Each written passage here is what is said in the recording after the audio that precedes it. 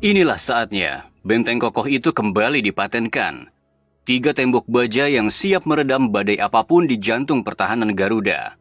Jay Itzes, Justin Hubner, dan Rizky Ridho.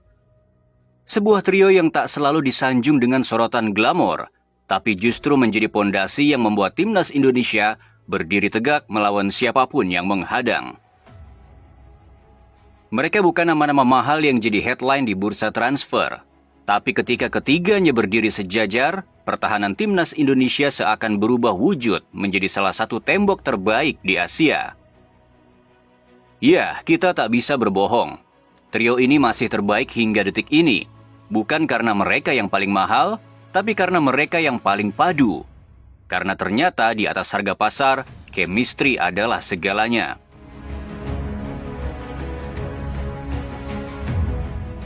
Ini bukan trio mewah, tapi justru inilah mimpi buruk yang terus menghantui setiap penyerang lawan. Terlalu banyak tim yang sudah jadi korban, terlalu banyak serangan yang berakhir sia-sia. Di sisi kanan ada Rizky Ridho, sosok lokal yang nilainya belum menyentuh 2 digit miliar, tapi nilainya di lapangan tak terhitung. Ia tak bermain di luar negeri, ia bukan pemain abroad. Tapi di dalam lapangan, Ridho menjelma menjadi pemutus setiap mimpi lawan. Di sisi kiri berdiri Justin Hubner. Ya, dia mungkin hanya bermain untuk Wolverhampton U21. Market value-nya mungkin lebih rendah dari harga kontrak pemain pelapis di klub elit. Tapi nilai itu tak bisa mengukur seberapa berani, seberapa kokoh, dan seberapa besar dampaknya ketika ia berdiri di barisan pertahanan Garuda. Dan di tengah mereka ada sang jenderal Jay Itzes, pemimpin yang membuat 2 prajuritnya tahu kapan harus menutup, kapan harus menyapu, dan kapan harus berdiri diam menjaga ruang. Seperti 3 penjaga gerbang kerajaan yang tak bisa ditembus. Sial bagi lawan, ketika trio ini turun bersama, mimpi buruk itu pun seketika dimulai. Tak perlu banyak kata, kita cukup melihat angka. Dari 6 kali ketika trio ini tampil bersama, hanya 1 kekalahan yang tercatat. Dan lebih gilanya, 5 kali clean sheet mereka ukir dengan kokoh. 4 gol kebobolan, semua hanya datang dari satu tim yaitu timnas Jepang. Selain itu, Vietnam dibungkus 2 leg tanpa hasil melesatkan 1 gol pun. Filipina juga terdiam tak berkutik. Raksasa Timur Tengah yaitu Arab Saudi, tim yang berhasil mengalahkan Argentina di Piala Dunia, tim yang sudah menjadi veteran di Piala Dunia, terpaksa harus menjadi korban juga. Mereka pulang dari GBK tanpa 1 selebrasi pun. Kegilaan itu semakin menggelegar, saat raksasa Asia yaitu Australia pun tak mampu menembus tembok Garuda. Mereka telah menggempur trio Itzes, Hubner, dan Ridho dari segala sisi, bahkan dengan 15 kali corner kick. Kembali tak ada satupun selebrasi lawan ketika mereka ini dimainkan secara bersamaan. Dan bahkan ketika melawan China, saat trio ini terbentuk di babak kedua, tak ada 1 gol pun bisa bersarang ke gawang kita. Kita sadar ini bukan tentang Messi Hilgers yang buruk, karena Hilgers adalah pemain top, pemain termahal timnas Indonesia saat ini. Tapi sepak bola bukan sekadar soal harga. Ini tentang harmoni, chemistry, dan juga tentang ritme yang hanya bisa dibangun lewat waktu dan pemahaman antar pemain.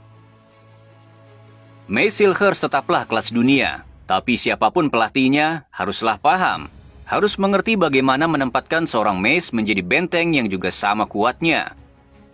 Dan ketika kita melihat Itzes, Hubner, dan Ridho, kita seolah belajar satu hal, bahwa dalam sepak bola ada kombinasi yang tak boleh diganggu-gugat. Ada trio yang tak boleh sembarangan dipisahkan, karena ketika mereka bersatu, Garuda tak hanya terbang, tapi Garuda menjelma menjadi tak tergoyahkan. Lihatlah, setiap kali timnas Indonesia mencetak gol, ada pemandangan yang sering luput dari mata kamera. Bukan hanya selebrasi, tapi simbol kekuatan yang tak terlihat. Ada simbol kekompakan di barisan pertahanan. Masih ingat saat Garuda menjebol gawang timnas Arab Saudi? Kala itu Marcelino mencetak gol, kemudian Lino berlari ke pinggir lapangan untuk berselebrasi. Saat itu semua pemain berlari, bergegas menghampiri Marcelino. Tapi tidak dengan sang jenderal lini belakang Jay Itzes. Ia tak berlari ke kerumunan. Ia tak ikut selebrasi. Ia tak ikut merasakan euforia selebrasi itu.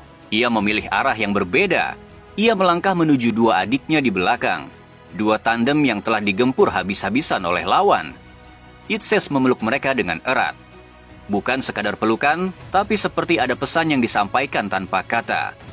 Gol itu terjadi bukan hanya karena serangan, tapi karena kita bertiga berhasil berjibaku menjaga fondasi ini dari awal hingga akhir. Itulah jiwa seorang pemimpin sejati.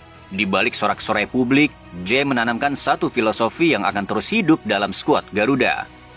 Bahwa kemenangan bukan hanya milik sang pencetak gol, tapi milik setiap kaki yang bertempur dalam diam di garis pertahanan.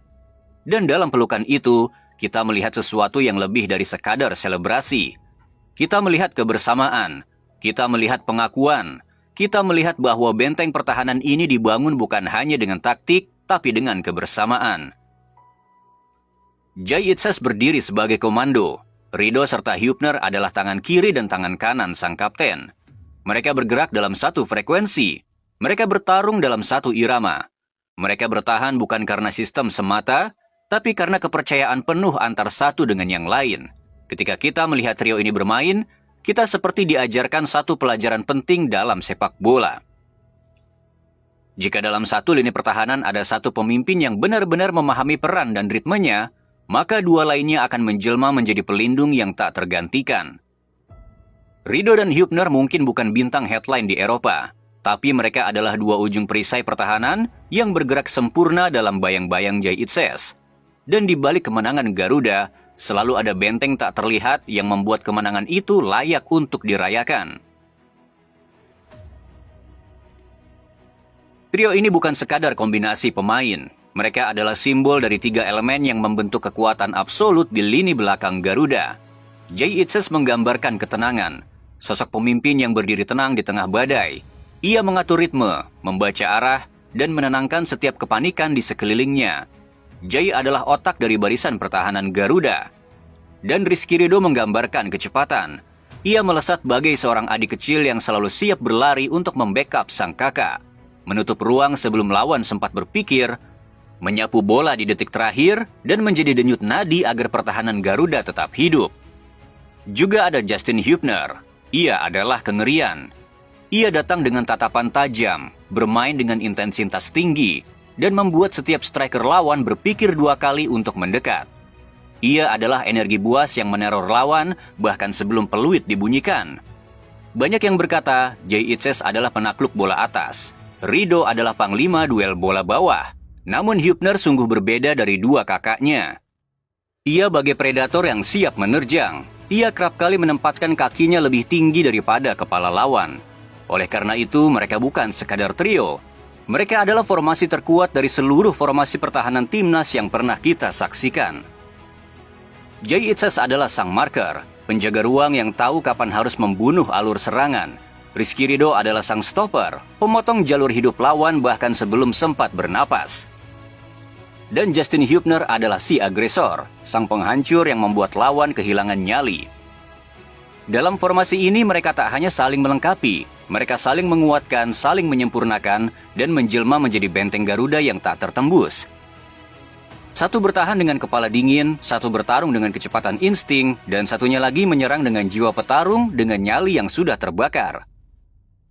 Dan ketika tiga elemen ini menyatu, timnas Indonesia tak hanya bertahan, timnas Indonesia lah yang menguasai. Chemistry seperti ini tak lahir dalam semalam. Ia tak datang tiba-tiba seperti mimpi yang kebetulan menjadi nyata. Chemistry ini dibangun, perlahan, bertahap dan penuh pengorbanan. Chemistry ini adalah buah dari visi besar Sintayong, yang mulai meracik pondasinya sejak putaran kedua kualifikasi Piala Dunia. Dari setiap sesi latihan, dari setiap laga, tiga nama ini, Itses, Ridho dan Hübner, telah ditempa untuk menjadi satu roh yang sama dalam pertahanan Garuda. Namun tak selamanya formasi sakral ini utuh. Selalu ada batu sandungan, dan salah satunya datang dari absennya sang penjaga sisi kiri Justin Hübner. Ya, terlalu sering ia harus absen, bukan karena cedera, bukan karena kelelahan, tapi karena ia memilih menjadi tameng terakhir, menumbalkan dirinya demi menjaga harga diri Garuda. Banyak yang berkata Hübner terlalu agresif, harus sedikit dikurangi agresifnya. Tapi mari kita jujur, kartu yang ia dapatkan bukan karena emosi yang tak terkendali. Itu adalah kartu dari pengorbanan. Kartu dari anak muda yang memilih jatuh demi tim tetap berdiri. Lihat kembali momen heroik saat melawan timnas Arab Saudi. Saat semua pemain timnas terdiam, saat itu pula lawan bersiap melakukan quick free kick yang mematikan. Hanya satu pemain yang membaca situasi itu lebih cepat dari siapapun di dalam tim Garuda. Hanya satu pemain yang mengambil keputusan yang tak semua berani diambil. Ya, Justin Hubner. Ia menerjang, menjatuhkan pemain lawan. Bukan karena panik, bukan karena emosi. Tapi karena ia tahu jika bola itu lepas, Garuda akan dihukum. Dan ketika semua orang sibuk mengkritik kartunya, Hubner telah menyelamatkan Indonesia dari kemungkinan kebobolan yang hampir pasti. Ia menanggung kartu kuning kedua demi harga diri merah putih. Ia memang dihukum wasit, tapi disanjung oleh setiap nyali yang mengerti arti pengorbanan. Namun itulah realitas yang harus diterima. Ketika Hubner absen, Jay Itzes seperti kehilangan separuh kekuatannya. Formasi tetap ada, tapi denyut pertahanannya tak lagi sama. Karena Jay butuh dua sayapnya untuk menjadi pemimpin utuh. Rido si penyabar di kanan dan Hubner si tengil di kirinya. Tanpa Rido, Jay seperti kehilangan arah kepemimpinannya. Tanpa Hubner, Jay seperti kehilangan napas perangnya. Maka kita tak menyalahkan Hubner karena kartu kuningnya ataupun kartu merahnya. Kita justru bertanya, siapa yang cukup gagah menggantikan posisinya saat ia harus absen? Karena faktanya sampai detik ini, belum ada punggawa timnas yang mampu menggantikan solidnya ketika ada Hubner di sana. Karena pertahanan Garuda bukan hanya soal kemewahan nilai pemainnya, tapi soal chemistry. Juga soal keberanian mengorbankan diri untuk timnasnya tak kebobolan. Dan benar saja, kita telah menyaksikannya dengan mata kepala sendiri. Bagaimana Australia, tim berpengalaman, penuh perhitungan, dan bertangan dingin memainkan siasat mereka. Mereka bukan tim sembarangan. Mereka adalah pasukan yang datang bukan hanya dengan kekuatan fisik, tetapi juga dengan kecerdasan taktis dan analisa tajam kelas dunia. Australia membaca peta pertahanan kita dengan sangat teliti. Mereka bukan tim yang menyerang secara membabi buta. Mereka memilih jalur serangan seperti bidak catur yang telah mempelajari setiap gerakan lawannya. Di GBK, mereka mencoba menembus sisi kiri. Namun mereka bertemu tembok bernama Justin Hubner, yang ditopang oleh kecepatan seorang Kelvin Verdong. Tembok itu sungguh tak mampu mereka tembus. Mereka coba lagi di sisi kanan, tapi di sana berdiri Rizky Ridho, yang berpadu dengan Sandy Walsh. Dua bek tangguh yang menjaga area seperti singa menjaga wilayahnya. Australia pun sadar, sayap kanan dan kiri Garuda adalah wilayah neraka bagi siapapun yang coba masuk. Mereka mundur dari sayap, mereka mengubah arah, mereka mencari celah. Dan celah itu mereka temukan di jantung pertahanan kita, yaitu dari lini tengah. Di ruang yang kehilangan nyawanya, karena chemistry di sana tak lagi utuh. Karena satu dari trio kokoh tak berada di tempatnya. Maka mereka hajar titik itu habis-habisan. Mereka tusuk jantung pertahanan Indonesia dari tengah, langsung menembus ke gerbang utama pertahanan timnas. Mereka masuk ke area kotak penalti, dan disitulah hukuman terjadi. Bukan hanya bagi pertahanan kita, tapi bagi seluruh semangat yang telah kita bangun. Bukan karena pertahanan kita yang lemah, tapi karena lawan tahu di mana kita kehilangan taring, di mana kita tak lagi utuh. Australia tidak membantai dari sayap, mereka membongkar dari pusat. Karena mereka tahu ketika ada elemen yang hilang, pertahanan Garuda akan kehilangan keseimbangannya. Dan dari sanalah mereka masuk, menusuk dan menghancurkan kita dengan 5 golnya. Dari sini kita belajar satu hal yang tak terbantahkan, bahwa dalam sebuah tim, kekuatan bukan hanya soal individu hebat, tapi soal kesatuan, soal koneksi dan chemistry yang tak terlihat oleh mata, namun terasa dampaknya dalam setiap detik pertandingan. Trio Jay Itzes, Justin Hubner, dan Rizky Ridho bukan hanya 3 pemain belakang. Mereka adalah satu tubuh dan satu nyawa dalam tembok pertahanan Garuda. Ketika satu dari mereka hilang, roh pertahanan kita seperti ikut tercabut. Bukan karena pemain pengganti tak berkualitas, tapi karena chemistry bukan sesuatu yang bisa dicetak dalam semalam. Itu adalah hasil tempaan waktu, pengorbanan, dan kepercayaan.